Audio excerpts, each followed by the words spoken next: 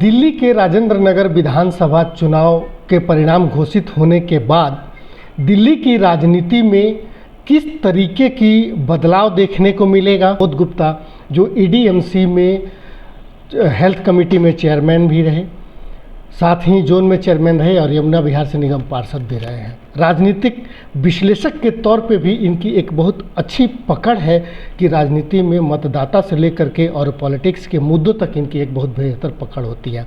हम इनसे बात करते हैं कि प्रमोद जी, आपको क्या लगता है कि आप लोगों ने इतना अच्छी मेहनत की, स्थानीय जो मुद्दे थे उसको भी आप लोग लेके आए, बावजूद इसके कुछ बहुत बेहतरीन बदलाव नहीं दिखा वहाँ।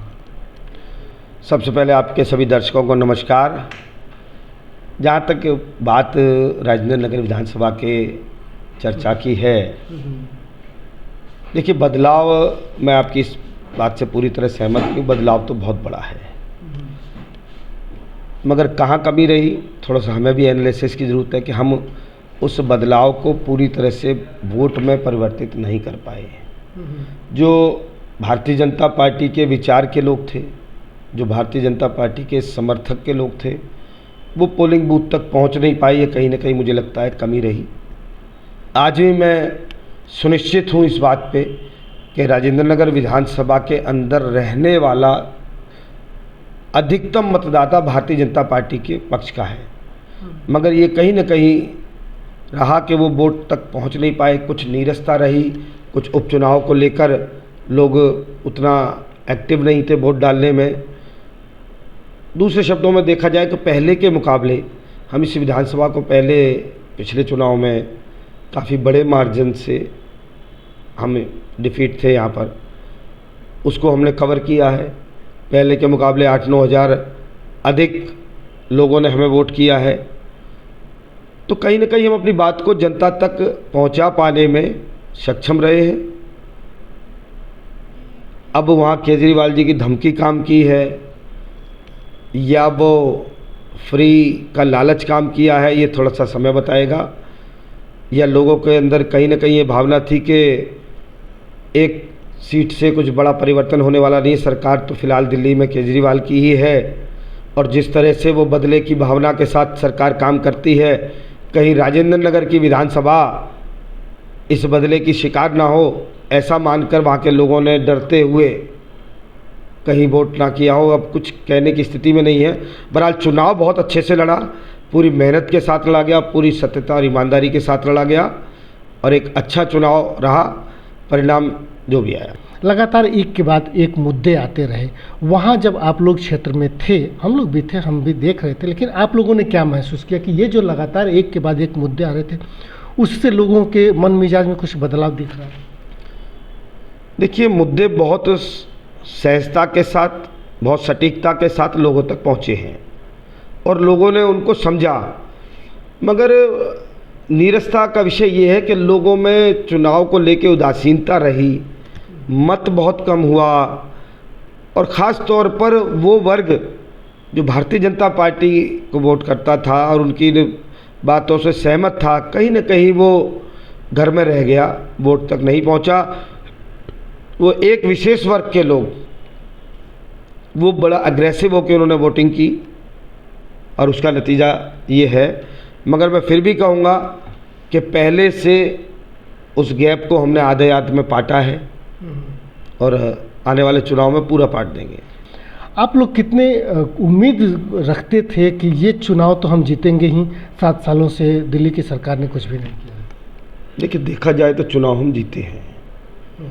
जिसको पूरी दिल्ली ने चुना उसको पहले से आधे मार्जिन पर हम लेके आए हैं, तो लोग पहले से अधिक मात्रा में हमारे साथ आए हैं। वो कहीं ना कहीं हमारी नीतियों की ही सफलता है। जो मुद्दे हमने दिए, जो पोल खोल हमने की, जो शराब के विषय लोगों तक लेके गए, जो पानी के लिए लोग तरस रहे हैं, मगर उसको हम पूरे अंजाम तक नहीं पहुंचा पाए। इस बात का हमको कहीं ना कहीं कष्ट भी है और आत्ममंथन भी करेंगे कि हमसे इसमें कहाँ कमी रही है। निश्चित हमसे कमी रही है और हम अपने अपने रूप में इस बात की जिम्मेदारी लेते भी हैं। अच्छा, एक चर्चा तो ये भी है कि वहाँ पर संगठन जो है वो बहुत बेहतरीन तरीके से, स्थानीय संगठन जो है बहुत बेहतरीन तरीके से काम नहीं कर पाया। दूसरी बात ये भी कही जा रही है कि वहाँ जो लोग थे, विशेष करके जो प्रत्याशी के पैरेलल जो दावेदार लोग थे, उन लोगों ने भी कहीं ना कहीं चुनाव हराने में के लिए काम किया। नहीं, मेरा मानना ये नहीं है। भारतीय जनता पार्टी का एक एक सिपाही, एक एक व्यक्ति पूरी निष्ठा और ईमानदारी के साथ लगा हुआ था, चाहे वो स्थानीय कार्यकर्ता था, चाहे प्रवासी कार्यकर्ता थे, मगर वहाँ पर सरकारों का दुरुपयोग करते देखा। पूरा पंजाब झोंक रखा था। मुझे लगता है 40 से ज़्यादा विधायक पंजाब के गली गली में वहाँ घूम रहे थे। पंजाब नंबर की गाड़ियाँ हर गली में घूम रही थीं। पंजाब की सारी मशीनरी, सारा सिस्टम वहाँ लगा हुआ था।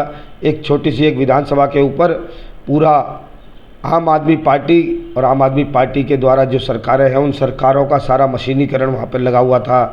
दुरुपयोग हो रहा था। वोटिंग के टाइम पर, पोलिंग के टाइम पर भी मैं जिस बूथ पर था, वहाँ पर वो जल बोर्ड की गाड़ी, केजरीवाल का फोटो लगे हुए पोलिंग स्टेशन के बाहर बार बार आके खड़ी हो जाती थी। हमने उसको धमकाया, भगाया वहाँ से, तो बिना किसी कारण के। ये काम तो भारतीय जनता पार्टी ने भी किया। से लेकर के मनोज तिवारी से लेकर के कई सारे पार्टी के शीर्ष पदाधिकारी भी चुनाव मैदान में थे। तो ये तो भारतीय जनता पार्टी सरकार की संपत्ति का, सरकार के संसाधनों का दुरुपयोग नहीं किया। भारतीय जनता पार्टी के यहाँ चाहे वो बूथ का कार्यकर्ता हो, चाहे वो हमारा सांसद हो, चाहे प्रधानमंत्री हो, हम सब कार्यकर्ता मिलजुल कर लगे जहाँ जिसकी लोगों ने डिमांड की। मगर जो सरकार की मशीनरी का, पंजाब की मशीनरी का दुरुपयोग किया, दूसरे राज्यों से आकर, वो आम आदमी पार्टी की उस दुरुपयोग की नीति को दर्शाना मेरा कहने का अर्थ है कि वो बहुत ज़्यादा दुरुपयोग हो रहा था। मानना था कि राजेंद्र नगर में अगर भारतीय जनता पार्टी चुनाव जीतती है तो नगर निगम के चुनाव जल्दी से हो जाएंगे। कितना बदलने वाला है इस चुनाव परिणाम के बाद दिल्ली के अगली राजनीति? देखिए, मैं समझता हूँ दिल्ली की जनता ने अपना मन राजेंद्र नगर में दिखा दिया है। आप इसे हार जीत से मत देखिए। पहले से अधिक मात्रा में लोगों ने भारतीय जनता पार्टी को वोट दिया है, और उस कंडीशन में वोट दिया जबकि एक सीट के बदलाव से, एक सीट के परिवर्तन से कोई दिल्ली की सरकार में परिवर्तन नहीं आने वाला। और लास्ट मोमेंट तक दिल्ली के मुख्यमंत्री कहते रहे, ये पूरा चुनाव दिल्ली के मुख्यमंत्री के चेहरे पर लड़ा गया, ना कि कैंडिडेट के चेहरे पर लड़ा गया। मुख्यमंत्री कहते रहे कि काम तो आपको मुझसे ही पड़ेगा, दिल्ली की सरकार से ही पड़ेगा। तो लोगों ने कहीं ना कहीं जो उदासीनता रही, जो नीरसता रही, उसके पीछे एक कारण था कि उनको वोट भी देने का मन नहीं था, और लोग कहीं ना कहीं इस असमंजस में रहे कि कहीं ये हमारे क्षेत्र के कामों को ना रोक दे, हमारे क्षेत्र के पानी को ना रोक दे, हमारे क्षेत्र की बिजली को ना रोक दे, हमें नाना प्रकार की यात्राएं इस क्षेत्र को न झेलनी पड़े, कि वो वहाँ के लोगों ने आम आदमी पार्टी को वोट नहीं दिया, जैसा कि इन्होंने और विधानसभाओं में कर रहे हैं। क्योंकि बहुत दो आयामी विचार रखते हैं, द्वेष भाव के साथ काम करती है सरकार, आपने देखा भी है। और चाहे दिल्ली की सरकार में हो, चाहे पंजाब की सरकार में हो, एक छोटे छोटे कार्यकर्ताओं को उठाने के लिए पूरे पंजाब के साथ दल बल के साथ पुलिस बल आ जाता है। तो इस तरह के विचार के साथ, कुंठित मानसिकता के साथ काम कर रहे हैं, और इस बात का कहीं ना कहीं प्रभाव या दुष्प्रभाव रहा है। मतलब आपका कहना ये है कि दिल्ली के लोगों में इस सरकार के प्रति जो विरोध है, या इस सरकार के प्रति जो एक रोष है, वो अभी भी बरकरार है। वहाँ पर लोग जो है निश्चित बरकरार है, मगर संपूर्ण लोग उस बात को अभी व्यक्त नहीं कर पाए। आधे लोगों ने व्यक्त की, कुछ लोग अगले चुनाव के लिए रोक के रखे हैं। उनका कहना है, मेरी कई लोगों से बात हुई, कि सिर्फ एक सीट पर बदलाव से कुछ नहीं होगा, हमें पूरी दिल्ली बदलनी है। आने वाले 2 साल बाद जब विधानसभा के चुनाव होंगे तो लोग पूरी दिल्ली बदलने के मन में हैं, क्योंकि इस तरह की राजनीति अब दिल्ली में और चलने वाली नहीं है। अच्छा, एक अंतिम सवाल ये है कि हमें ये लग रहा है कि अभी भी दिल्ली के, मैं अपनी बात कर रहा हूँ कि मेरी एक समझ ये कह रही है राजनीति को लेकर के, कि भारतीय जनता पार्टी का जो वोट बैंक है या जो वोट क्लास है, और आम आदमी पार्टी का जो वोट क्लास है, आम आदमी पार्टी का वोट क्लास में पैठ लगाने में भारतीय जनता पार्टी विफल हो रही है बार बार। आपको क्या लग रहा है? देखिए, एक वर्ग है दिल्ली के अंदर जो किसी धर्म विशेष के नाम पर, किसी जाति विशेष के नाम पर, या कुछ लालच के नाम पर, वो चाहे फ्री बिजली पानी का लालच हो, चाहे वो झूठे विद्यालयों का लालच हो, उस लालच में कहीं ना कहीं बहक जा रहा है।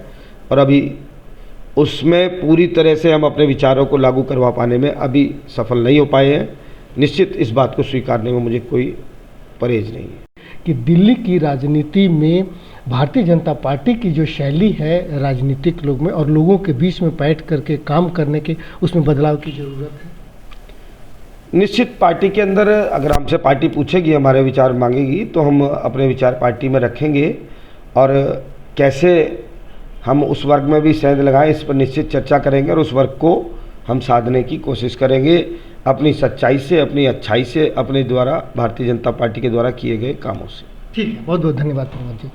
तो ये थे प्रमोद गुप्ता, जिनका कहना था कि उदासीनता भी इस राजेंद्र नगर में भारतीय जनता पार्टी के प्रत्याशी की हार का एक कारण रहा है। मतदान का प्रतिशत जो है वो बढ़ा है, वहाँ भले ही उस प्रत्याशी ने चुनाव हारा है, राजेश भाटिया ने चुनाव हारा है, लेकिन भारतीय जनता पार्टी ने चुनाव जीता है। लोगों का रोष जो है अभी भी बरकरार है।